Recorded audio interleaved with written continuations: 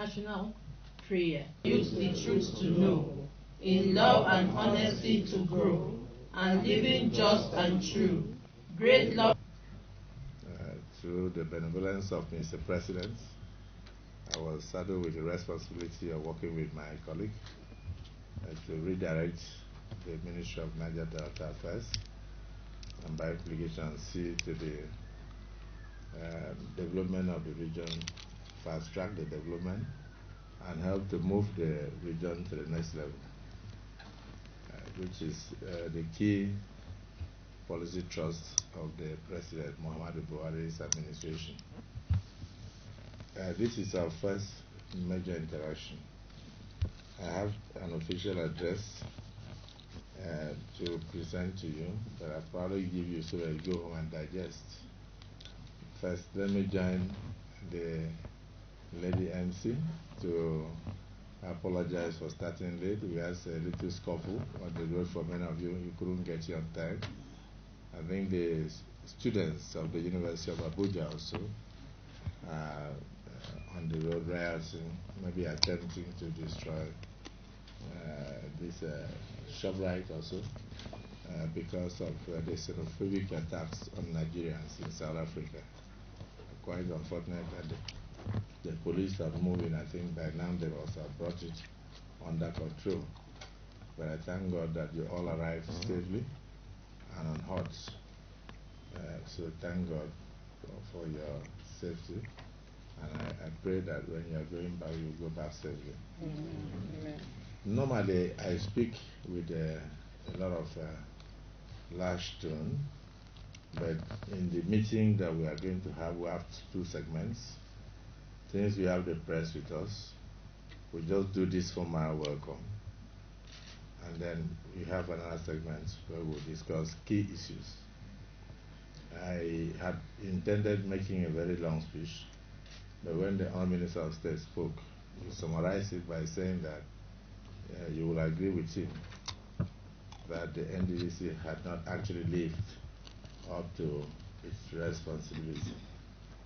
The impact of NDDC on the entire Niger Delta region would have been more, but for most of those things militating against development, personal interests, political intrigues, interferences here and there, and even a tussle amongst you.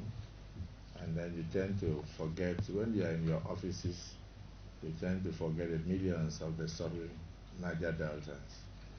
And then you look at the money that is coming in as money that should be used to sweep the roads, to buy cutlasses, to even buy chalk for classrooms and the rest of them, and not something that should alleviate the living standard of the people, that should clean the environment, that should ensure that the air is clean, that should create employment opportunities, that should leave lasting legacies on ground.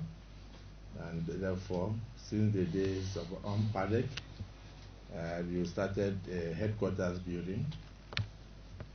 Unfortunately, 20 years after, you have not been able to complete it. I can tell you a sister agency that within the same Niger Delta, the local content development authority, that started its own 16-story building.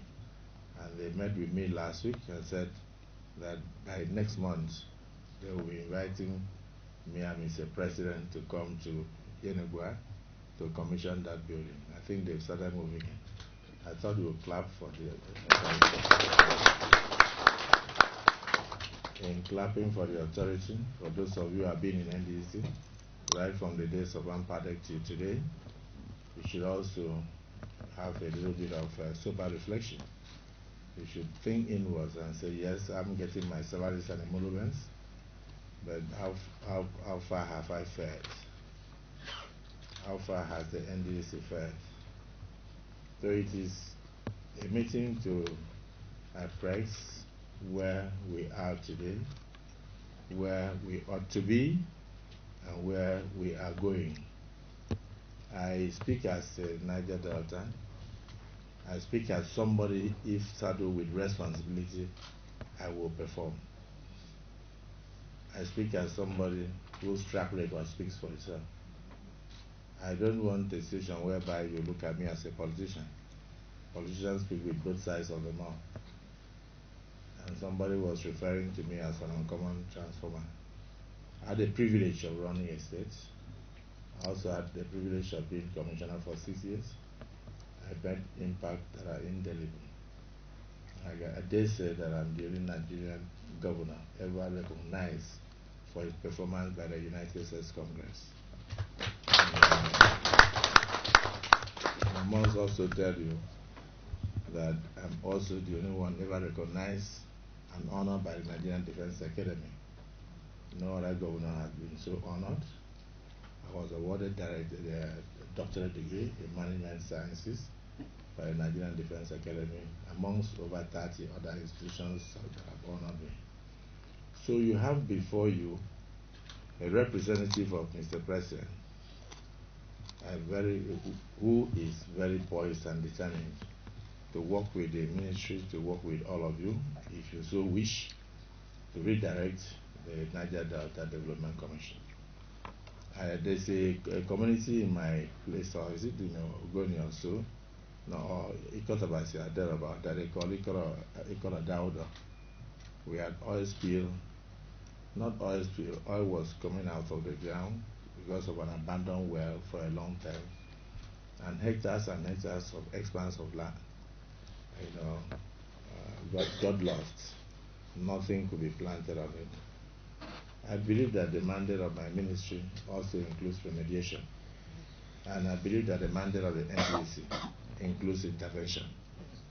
And I watch horrified that for year after year, the people are attempting to use the soil. Nothing is coming out. Today in the Niger Delta, even where you have spills, you have aquatic life. People go out to go and fish, they bring out their fish. You know about the acid rain. You know about the destruction of infrastructure. You know about the people suffering from cancer and all sorts of things. And most especially, you know about the militancy that through the intervention of the late President Yaradua, may so rest in perfect peace. We now had the amnesty program that enabled people to come back to the region. And therefore the NDDC was strategic. NDDC was not just brought out, it was a child of necessity. But I always want to advise that a child that was born out of rape should not allow the circumstances of his or her birth to mar her future. Our future lies in our hands. Many of you are Nigerians.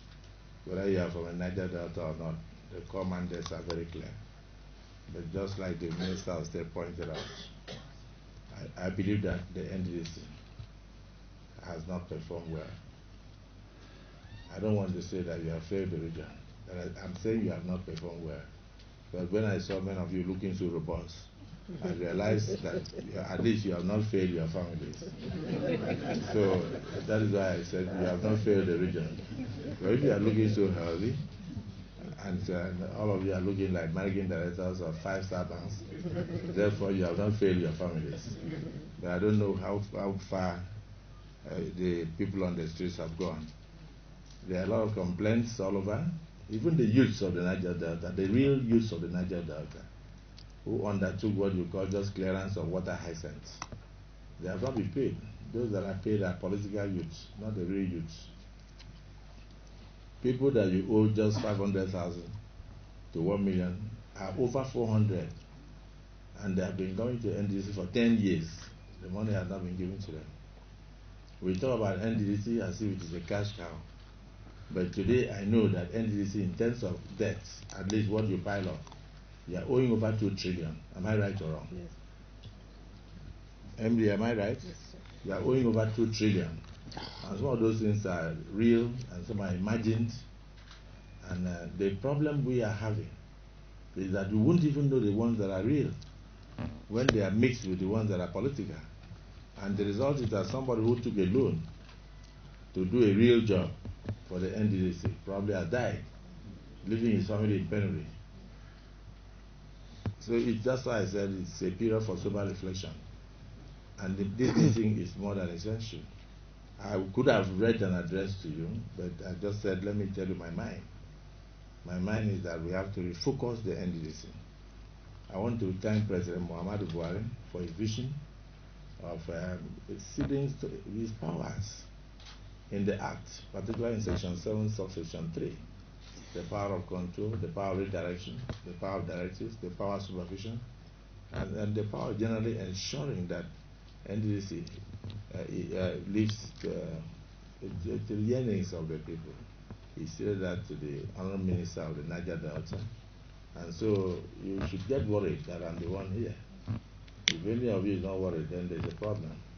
We'll do a forensic analysis and audit. We will try to go backwards, even from the year 2000 up till now, to know what came in, what went out, and why we have not seen much on ground. We will stop you from doing politically motivated roads, where you just go down, even on black soil, you will go and pour asphalt, and then commission it, and the first rain that comes, washes it away.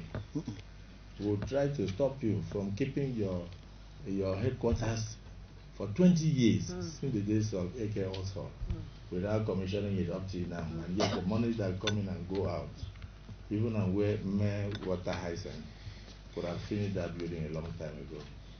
We'll stop you from paying 200 to 300 million a year as rent on the headquarters you are staying. I thought you should be ashamed of that, to be able to be paying the state government over 200 to 300 million a year. Am I right? Yes.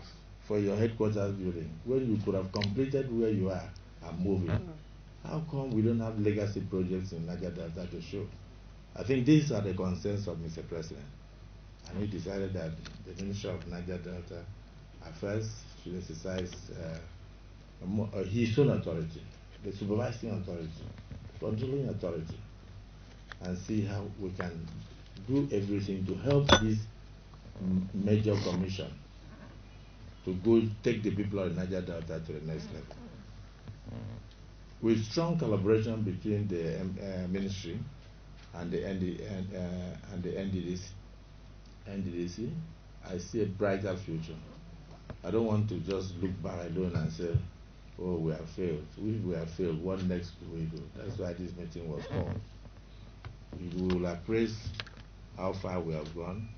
We will look at where we are today, and at the same time, we will now look at where we ought to be or where we are going. And therefore, the first thing we did before coming to you was to work in collaboration with your financial agencies to stop all payments that you have met in the last 1 month.